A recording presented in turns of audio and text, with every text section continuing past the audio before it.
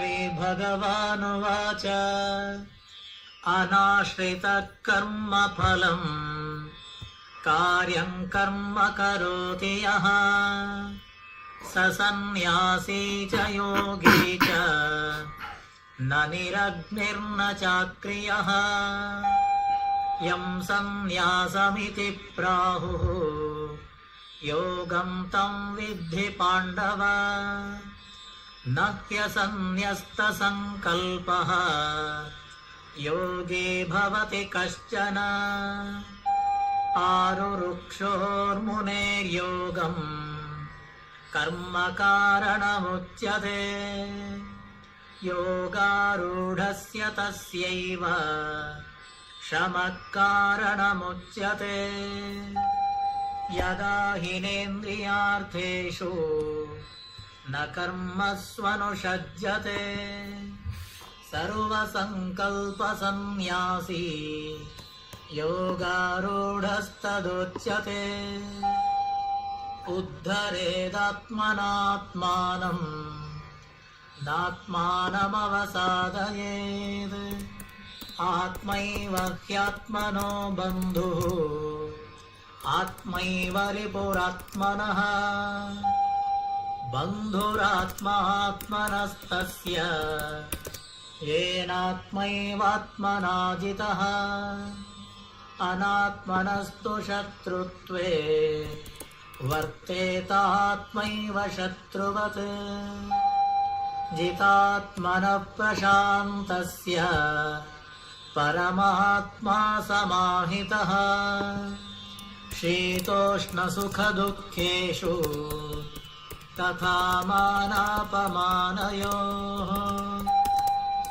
ज्ञानविज्ञानतृप्तात्मा कूटस्थो विजितेन्द्रियः युक्त इत्युच्यते योगी समलोष्टाश्मकाञ्चनः सुहृन्मित्रायुदासीनः मध्यस्थद्वेष्य बन्धुषु साधुष्वपि च पापेषु समबुद्धिर्विशिष्यते योगी युञ्जीत सततम् आत्मानं रहसि स्थितः एकाकीयत चित्तात्मा निराशीरपरिग्रहः शुचौ देशे प्रतिष्ठाप्य स्थिरमासनमात्मनः नात्युच्छ्रितं नातिनीचं चैलाजिनकुशोत्तरम् तत्रैकाग्रं मनः कृत्वा यतचित्तेन्द्रियक्रियः उपविश्यासने युञ्ज्यात् योगमात्मविशुद्धये समं कायशिरो ग्रीवं धारयन्नचलं स्थिरः सम्प्रेक्ष्य नासिकाग्रं स्वं दिशश्चानवलोकयन् प्रशान्तात्मा विगतभिः ब्रह्मचारिव्रते स्थितः मनः संयम्य मच्चित्तः युक्त आसीत मत्परः युञ्जन्नेवं सदात्मानं योगी नियतमानसः शान्तिं निर्वाणपरमा मत्संस्थाम् अधिगच्छति नात्यश्नतोस्तु योगोऽस्ति न चैकान्तमनश्नतः न चातिस्वप्नशीलस्य जाग्रतो नैव चार्जुन युक्ताहारविहारस्य युक्तचेष्टस्य कर्मसु युक्तस्वप्नावबोधस्य योगो भवति दुःखः यदा विनियतं चित्तम् आत्मन्येवावतिष्ठते निःस्पृहः सर्वकामेभ्यः युक्त इत्युच्यते तदा यथा दीपो निवातस्थः नेङ्गते सोपमा स्मृता योगिनो यतचित्तस्य युञ्जतो योगमात्मनः यत्रो परमते चित्तम् निरुद्धं योगसेवया यत्र चैवात्मनात्मानं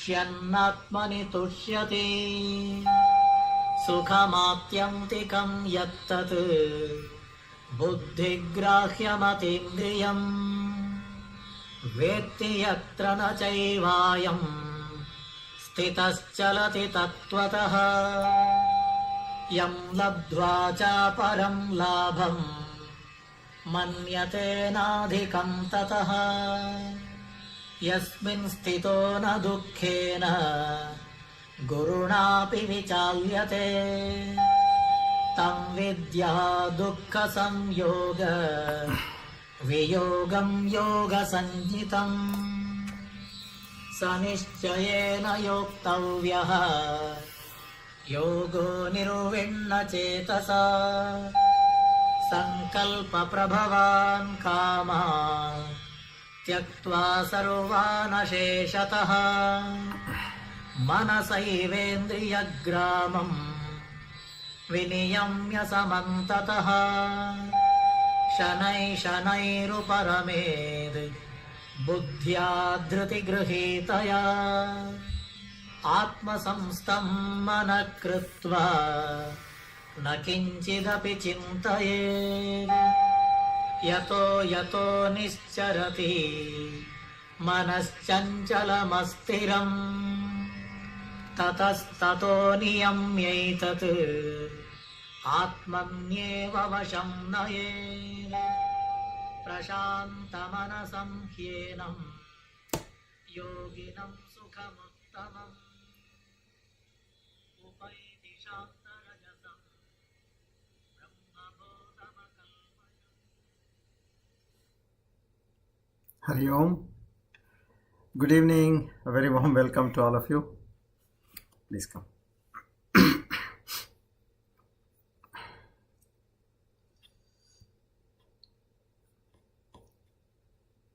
Let's pray together and seek blessings.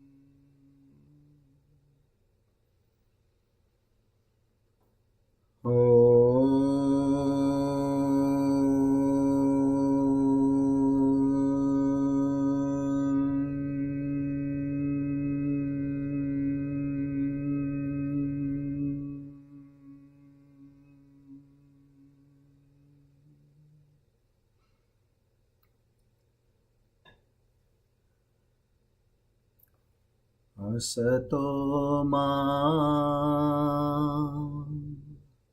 sadgamaya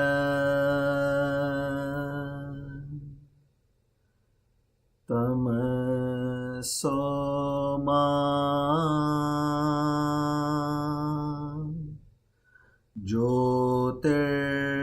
jyotirgamaya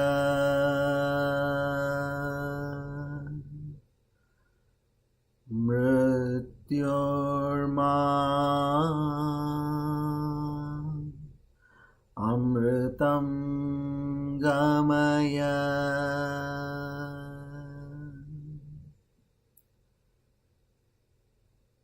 Sahanavavato Sahano Bhunakto Sahaviryankaravavahai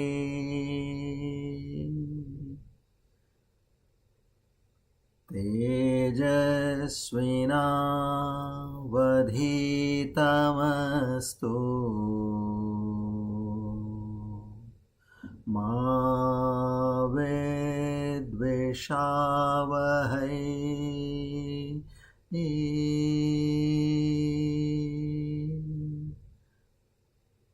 Om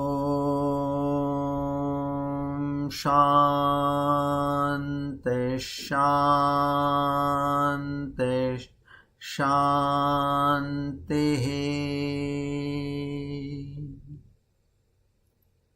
Hari Om Tat Sat Shri Chinmaya Sadgurave Namaha.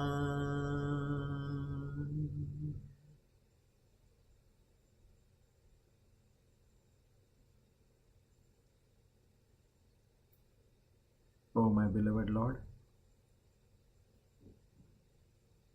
the omniscient, the omnipotent, the omnipresent, the all-powerful, the supreme reality, who also has the divine names Arthaha. To such a Lord, together with Shraddha, Bhakti and Prapatti, we offer our humble salutations to seek your grace, your love, your affection, your mercy, your kindness, your strength, your forgiveness. O Lord, bless us with the divine qualities like Shraddha, Bhakti, Jnana, Vairagya, Prapatti and Mumukshutva in much more proportion. This is only and only to understand thy true nature, have the first-hand experience of thy true self right within our own hearts. We again and again beseech in you to grant us this ability.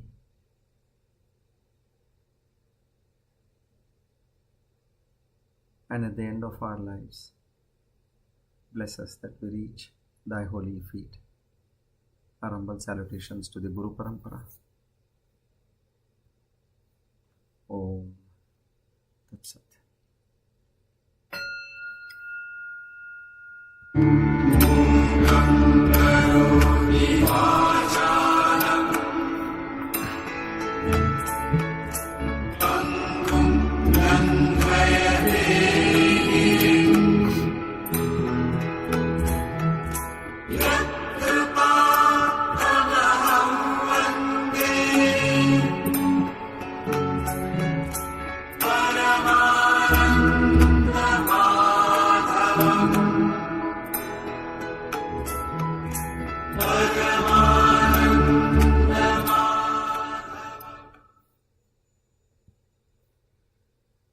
Today, by the grace of Almighty and with the blessings of the Guru Parampara, we are on our Divine Discourse number 394 on the 17th of September 2024.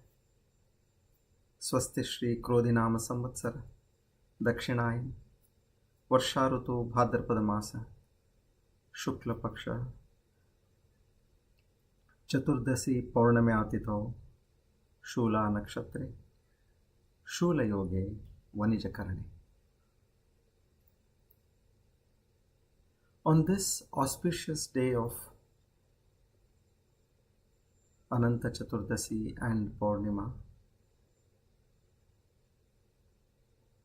and the auspicious time of the evening, we all take a firm oath. Naham karta hari karta, hari preranaya, hari prityartha. There is no I or me in existence. It is the divine Lord and Lord alone who is playing all the roles in various forms, objects, places.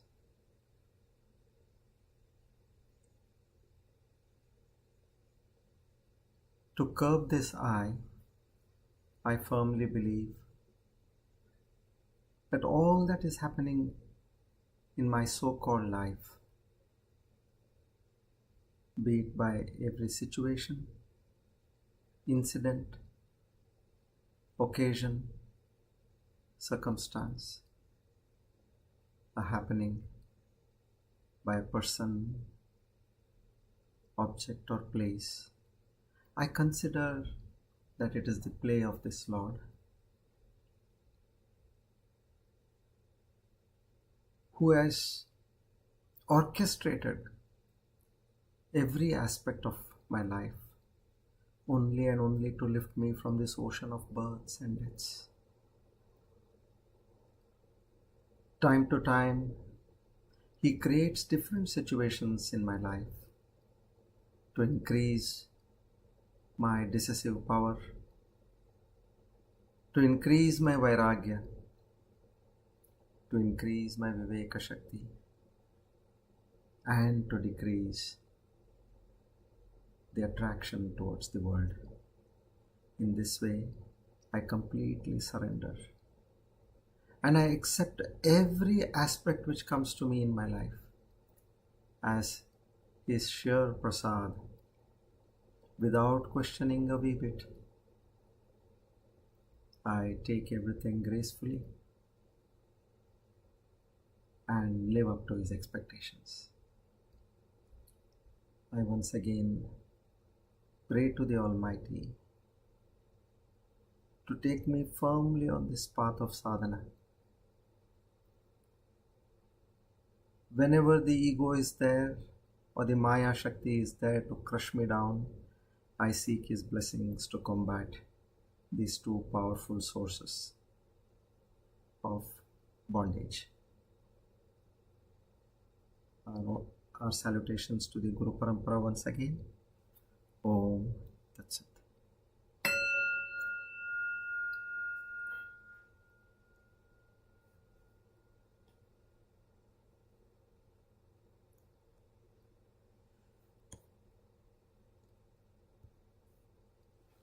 Good evening, everybody. A very warm welcome to all of you once again. So, as you all must have seen today's notification of the agenda, we are going to change the course. In the sense, I'm not going to start with the Bhagavad Gita shloka. Otherwise, what happens is we keep on going with the text and eventually we don't get time for the brain. Now, there is a very strong reason why I made this change is I want to share with you all a very important revelation which I was able to confirm by my self-experience. Now, what is that? I was trying to understand whenever I did my meditation or the nididhyasana in the morning during the Brahma Muhurath. We know that Brahma Muhurath has got that potential power of spiritual energy. When I did my practice during that time, the amount of result I got in terms of self-experience, there is nothing else. We are not measuring it by any machine or gadget over here. Compared to what you do during the day was drastically different. Meaning what you do during the day, I could say that it was a multifold times lower. Then I was trying to correlate, how is this happening?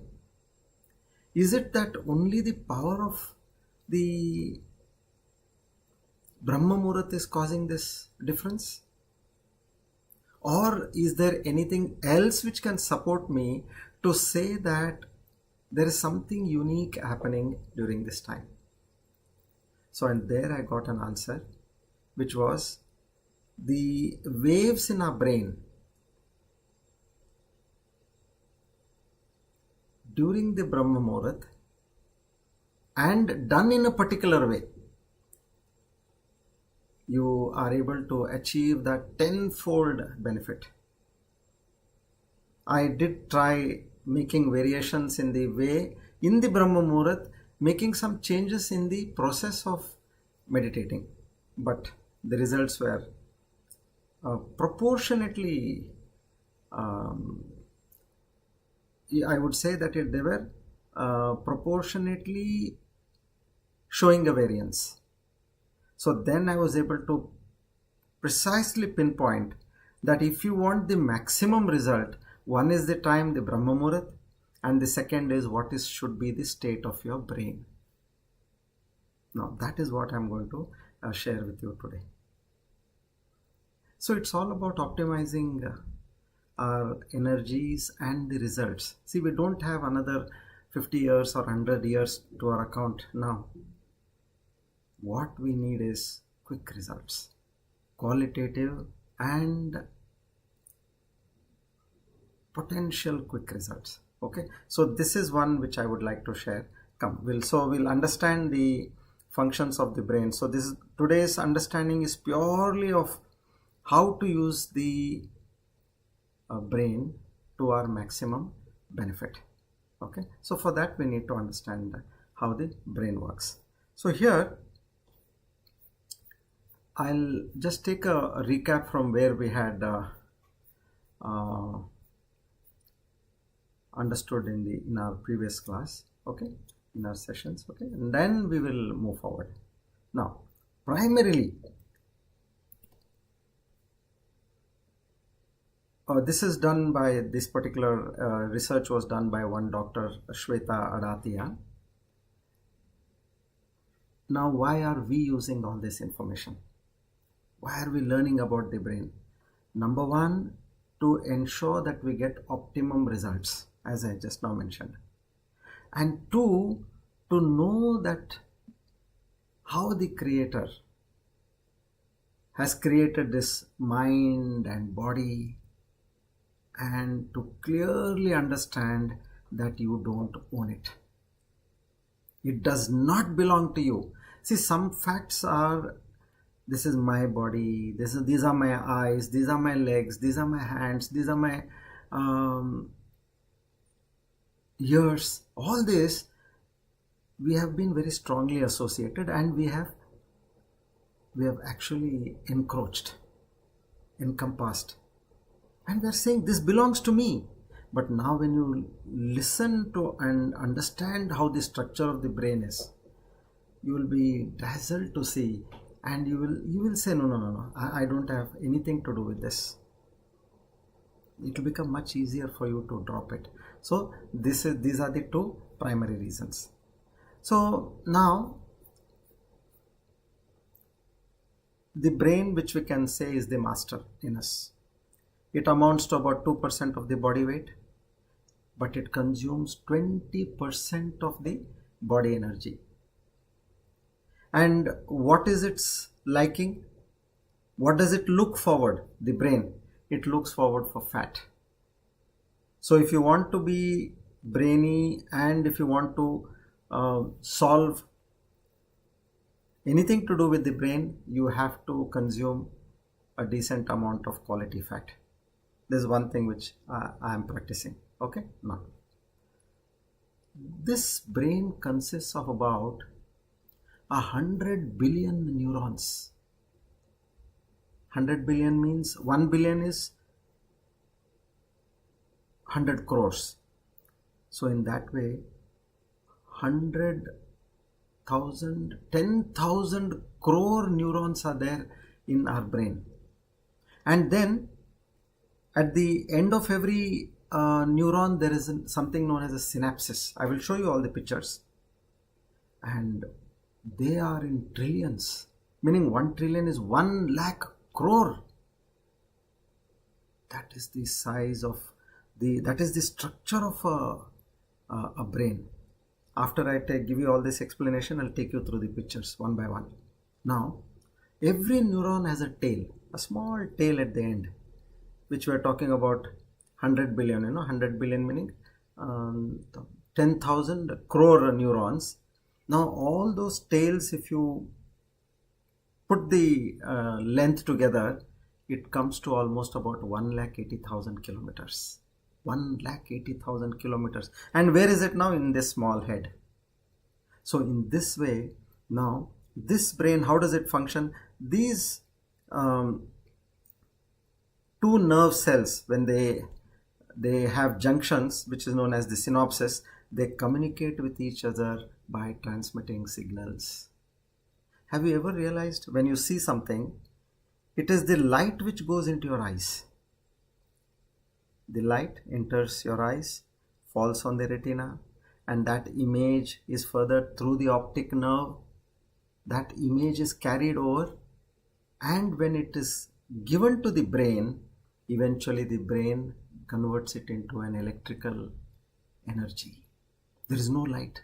Same happens with your sound, which is with respect to your ears. When we learn about all these organs, which I'm going to take in future, marvelous creation. So that shows that everything outside is divine and everything inside is divine.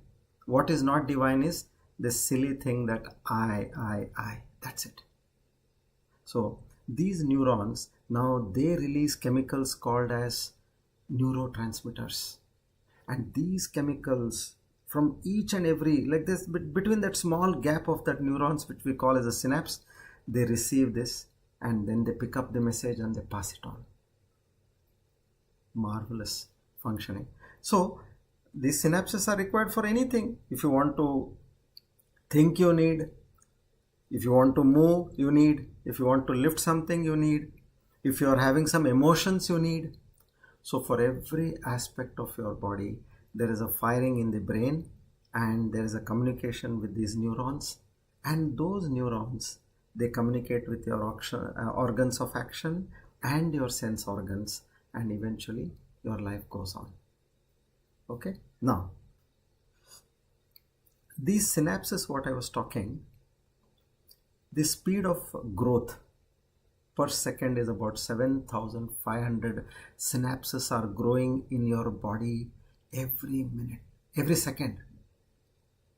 You can understand. And in children, it is anywhere between 2,500 to 7,500 synapses growth is there.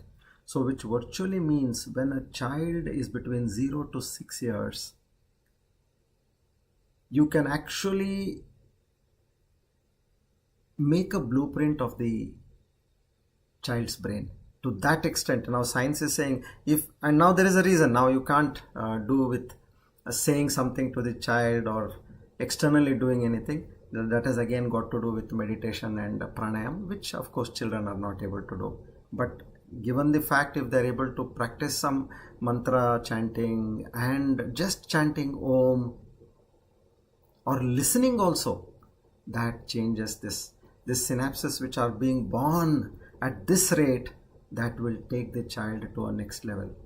Once you understand the parts of the brain, you will understand which part of the brain strengthens by these good practices and how that person can become peaceful in life, number one. Second, how that person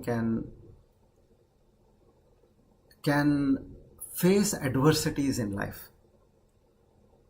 Many of us may be strong, but we don't have the mindset to face adversities. And 3 is how you can enhance your brain power to be creative in life. All this.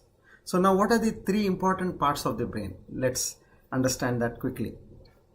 Now you will know when a mantra or a chanting is done, on which part it reacts and what is that reaction doing to that particular part of the brain and how that changes our life. Okay. So the first one for basic functions, survival functions, which we call as fight or flight. Fight means if there is something coming towards you, you have to face it. There you are ready to fight. But the brain tells you, no, it is not to your capacity, better run. So that is flight. So that is the reptilian brain, they call it as. The second one is the limbic system, which are for our emotions, our motivations, then care, concern. That's how you see in all these animals which we generally come across, these cats, these dogs. They have so much of concern, that emotion towards their newly born. They become like a lion. So this is when at that time the limbic system or the limbic part of the brain is highly active. It makes them extremely strong. Anything which is coming closer, they feel scared and they attack.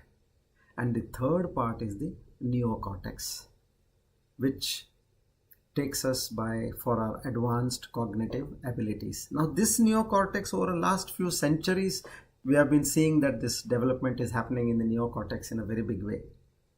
And if we are able to strengthen the neocortex to a much larger extent, that is where now we are looking in terms of enhancing our spiritual sadhana. What we want is the neocortex development. In terms of now, what does it do? Your Viveka Shakti, your planning, your discrimination,